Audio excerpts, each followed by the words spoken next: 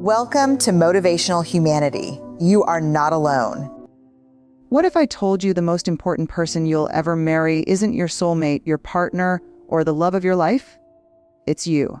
Yes, the person you really need to marry. The one you've been avoiding, neglecting, and criticizing is the person in the mirror. And until you make peace with that person, every relationship you enter will echo the wounds you haven't healed. A few years ago, I met a woman after one of my talks. She was in her late 30s, tears streaming down her face, saying, "Brene, I've done everything right. I've read the books, gone to therapy, and prayed for the right partner. But somehow, I always end up with people who make me feel unseen." I looked at her and asked, gently, "Do you see yourself?" She froze. Then she said something that broke my heart. "I don't even know who I am anymore." And I thought, how many of us are out there looking for someone to love us while we keep abandoning ourselves every single day? We want someone to cherish our flaws when we can't even sit with them. We want someone to understand our silence when we've never taken the time to listen to our own heart. That's the moment I realized. Most people don't need a wedding. They need a vow, a promise to stop betraying themselves. Most of us spend a lifetime trying to be chosen by someone, chosen by society, chosen by love itself. We chase approval like it's oxygen, shaping ourselves into versions that will fit into someone else's definition of worthy. But here's the quiet truth no one really teaches us. If you betray your truth in order to be loved, that love will always feel like loss. You cannot abandon yourself and expect anyone else to stay.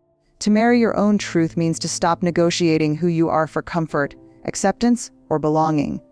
It's deciding finally to stop performing and start living. Because every time you say yes, when your soul whispers no, you drift further from yourself. And the distance between who you are and who you pretend to be, that's where shame grows. I know this because I've been there. I spent years thinking that vulnerability meant being small, being soft, being agreeable. I thought if I could just keep everyone happy, if I could just be easy to love, I'd be safe. But people-pleasing is a slow death. You lose yourself one compromise at a time. And then one day you wake up and realize you've built a life that looks beautiful to everyone except you. Marrying your truth is the moment you stop running from yourself. It's when you look in the mirror and say, "I'm tired of pretending. I want to be real." And real isn't always pretty. It's raw, uncomfortable, and often misunderstood. But real is where connection begins. Because no one can truly love you if they don't actually know you. We live in a culture that celebrates fitting in, but the soul craves belonging. And the difference between the two is honesty. Fitting in means twisting yourself to be accepted by others. Belonging means showing up as you are and trusting that the right people will recognize you. That's what it means to marry your truth. To commit to it, to protect it, to honor it like a sacred vow. It's about telling the truth even when your voice shakes. It's about walking away from places that demand your silence. It's about realizing that you are not here to be perfect. You are here to be whole. When you marry your truth, you'll lose people, but you'll find peace. You'll disappoint others, but you'll finally stop disappointing yourself. And that's a trade worth making every single time. Because when you live from that place, when you stop performing and start being, love changes. You stop attracting people who only want the highlight reel of your life. You start attracting people who can hold space for the whole story. The messy, beautiful, honest truth of who you are. And that's the kind of love you deserve. The one that doesn't require you to disappear to be seen. We all carry wounds. Some visible, most invisible. The ones that still ache when the world goes quiet. The heartbreaks we don't talk about anymore. The disappointments we've learned to hide behind strength. And yet, these wounds, these scars, are the silent maps of who we've become. They tell the story of every fall we survived, every moment we could have given up but didn't. But here's what most people never understand: your scars aren't signs of weakness. They're proof that you were stronger than what tried to break you. Still, we live in a world that teaches us to conceal them, to pretend we're fine, to smile through the pain, to appear unbothered. We airbrush our lives, curate our feeds, and hide the truth under filters of perfection. But the soul doesn't heal from hiding. Healing begins the moment we decide to stop running from our story and start owning it. I once met a man who told me he hadn't cried in 20 years. He said, "I don't do feelings." He wore his emotional distance like a badge of honor, as if numbness was strength. But when I looked closer, I saw exhaustion in his eyes. That kind of suppression isn't peace, it's survival. And survival isn't living. He had scars from childhood, from betrayal, from years of being told to toughen up. And when he finally let himself really feel, he realized that everything he thought made him unlovable was actually what made him human. That's what marrying your scars looks like. Not fixing them, not erasing them, but making peace with them. It's saying, this is my story. These are the cracks where the light got in. You stop demanding perfection from yourself and start honoring your resilience. You begin to understand that every scar is a lesson written in flesh and memory, not to define you, but to refine you. We often believe that if people see our scars, they'll leave. But in truth, showing our scars is what allows real connection to form. Vulnerability is not the opposite of strength. It's the evidence of it. When we let people see our pain, we invite them to bring their own truth forward too. And that's where empathy lives, in the space between two people brave enough to be real. Marrying your scars also means forgiving yourself for the years you spent surviving, for the mistakes you made while learning, for the version of you that didn't know better. Healing is not linear, it's messy and unpredictable. Some days you'll feel powerful, and other days you'll feel broken again. But that's okay. Scars don't mean you've failed. They mean you've healed enough to keep going. When you finally embrace your scars, something incredible happens. The shame starts to lose its power. You begin to see that you are not damaged, you are transformed. Every scar becomes a story of courage. Every wound becomes an invitation to deeper compassion. So don't hide the parts of you that hurt. Don't bury them under pride or perfection. Bring them into the light. Speak them, honor them, love them. Because when you marry your scars, you stop bleeding into your future. You stop waiting for someone else to heal you. You realize that you were never broken. You were simply becoming whole. There comes a point in life when you realize that waiting for someone else to believe in your dreams is the fastest way to let them die. Too often, we hand over the pen of our purpose to someone else, a partner, a parent, a friend, hoping they'll write the story for us, or at least tell us that our story matters. But the truth is, no one can dream for you. No one can fight for the life that's whispering your name the way you can. You have to marry your own dreams, commit to them, and protect them like something sacred, because they are. Most of us are taught to play small, to be realistic, to choose safety over passion. We silence that inner voice that says, there's more for you than this, because it feels reckless, inconvenient, or selfish. We build lives that look successful but feel hollow. And then one day we wake up with a deep ache. The kind that whispers, I think I've abandoned myself. Marrying your dreams is about coming home to that part of you that still believes. The child who wanted to write, to sing, to build, to create, to explore. It's about honoring the fire you once had before the world told you to calm down.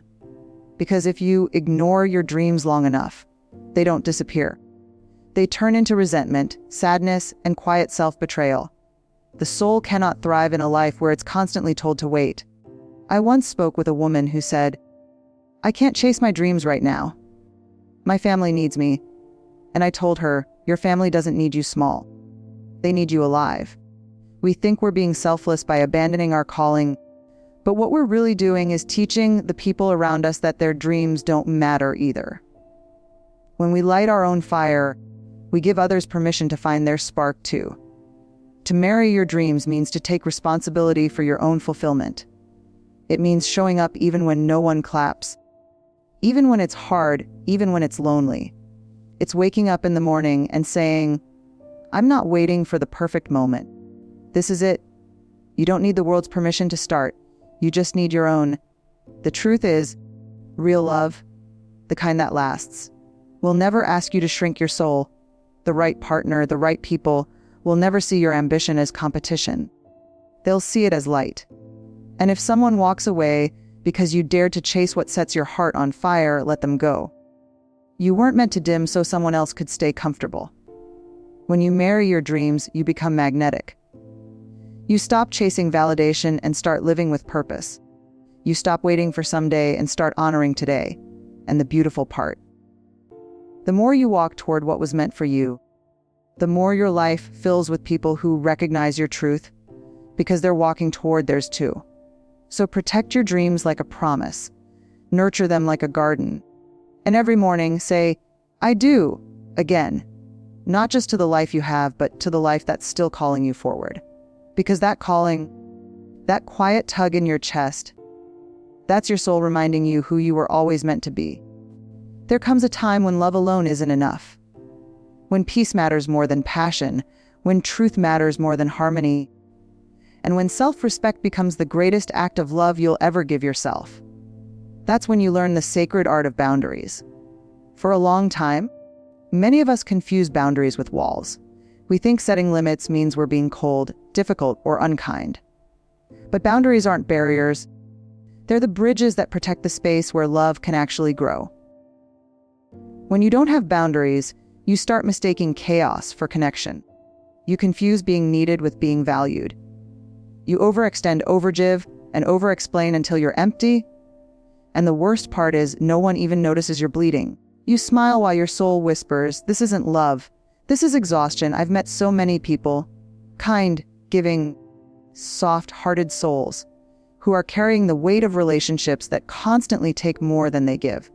They think loving someone means rescuing them, fixing them, forgiving endlessly. But here's the truth: you can't save people from the lessons their life is trying to teach them. And every time you step in to carry what's not yours, you're abandoning yourself to protect someone else from their own discomfort. That's not love. That's fear disguised as compassion. Setting boundaries isn't about keeping people out. It's about keeping yourself intact. It's standing in your truth and saying, "I will no longer participate in my own diminishment." It's realizing that peace is not selfish, it's sacred. When you start protecting your time, your energy, your emotions, you start teaching the world how to treat you. Because people learn how to love you by watching how you love yourself.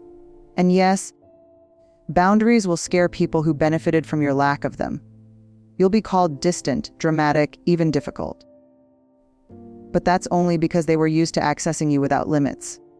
The moment you decide that your mental and emotional health matter, the moment you stop tolerating what drains you, everything changes. You begin to breathe again. You begin to feel safe in your own skin again. You begin to realize that saying no is not rejection, it's self-respect. That walking away doesn't mean you stopped caring. It means you started caring about yourself too. I remember once asking someone, "What if loving them means losing you?" They paused. And that pause said everything. If love consistently costs you your peace, your confidence, your voice, it's too expensive. Real love doesn't require you to shrink so that someone else can feel comfortable. Real love honors the space between two people. It respects your limits because it values your presence. When you marry your boundaries, you stop being at war with yourself. You stop living in emotional overdraft. You start to understand that protecting your peace isn't about being strong. It's about being whole. You realize that no can be a complete sentence, that silence can be an act of power, and that distance can sometimes be the deepest form of love. Not because you stopped caring, but because you finally started choosing yourself. Boundaries are not the end of love, they are the beginning of honest love. And when you finally learn to guard your heart not out of fear, but out of wisdom, you'll see that the people who truly love you will never be threatened by your boundaries. They'll be grateful for them. Because love that's real doesn't want all of you all the time. It wants the best of you, the rested you, the peaceful you. And that version of you only exists when you learn to say, "This far and no further." Life is not about arriving, it's about becoming. Yet so many of us spend decades chasing a version of ourselves that we think we're supposed to be perfect, complete, fixed, and ready, before we allow ourselves to be loved, celebrated, or seen. But here's the truth: there is no finished product. We are works in progress, always evolving, always shedding, always learning. And the person you really need to marry is the one who can commit to that constant process of becoming you. Marrying your becoming means embracing the truth that change is not betrayal. Growth is not rejection. Every new layer you uncover, every belief you challenge, every habit you shed is not evidence that you've failed. It's evidence that you're alive. Too often, we resist transformation because it's uncomfortable. We cling to what's familiar even if it's limiting, because the unknown feels dangerous. But danger is only frightening when you're standing still. Moving, growing, and becoming is terrifying? Yes. But it's also liberating. I met a woman once who spent years hiding behind her achievements, pretending she had it all together. She had a perfect job, a beautiful home, a partner who loved her. And yet she felt empty, restless, and disconnected from herself. She told me, "I don't even know who I am anymore. I feel like I'm living someone else's story." And in that moment, she realized that she hadn't been marrying her own becoming. She had been marrying expectations, roles, and timelines that were never hers. Becoming means giving yourself permission to start over, again and again. It means forgiving yourself for the person you were yesterday and celebrating the person you are today. It means allowing yourself to evolve without guilt, to shed the weight of old stories, and to step into the unknown with courage. The person who marries their becoming is never done. And that's exactly the point. Life is not about perfection, it's about presence, curiosity, and growth. To marry your becoming is also to accept that you will outgrow people, situations, and even dreams you once held dear. And that's not failure, that's life unfolding. It means trusting that as you evolve, you will attract relationships, opportunities, and experiences that honor the real, ever-changing you. You begin to see that love, career, and personal growth are not destinations but journeys. And the only way to navigate them with integrity is to commit to yourself first. To your growth, your learning, your evolution. When you marry your becoming, you stop fearing the unknown. You stop apologizing for your transformations. You stop shrinking to fit into old molds. You start living with audacity and authenticity, embracing every version of yourself. The scared, the brave, the imperfect, the brilliant. And in that space, you finally understand that love is not about finding someone to complete you, but about becoming someone who can stand fully in their own life and invite love that is equally whole. So promise yourself this: you will not resist change. You will not abandon growth. You will not settle for a version of yourself that feels small, quiet, or safe. You will marry your becoming, and in doing so, you will discover that the most enduring, transformative, and liberating love is the one you give yourself. Every day, in every choice, and in every act of courage to keep becoming. So before you look for the one, look inward. Before you ask someone to stay, ask yourself, have I stayed with me? Because the person you really need to marry, the one who will never leave, never lie, and never stop showing up, is you. Say I do to your truth. I do to your healing. I do to your dreams. I do to your boundaries. And I do to your becoming. Because once you fall in love with your own soul, every other love in your life will finally make sense.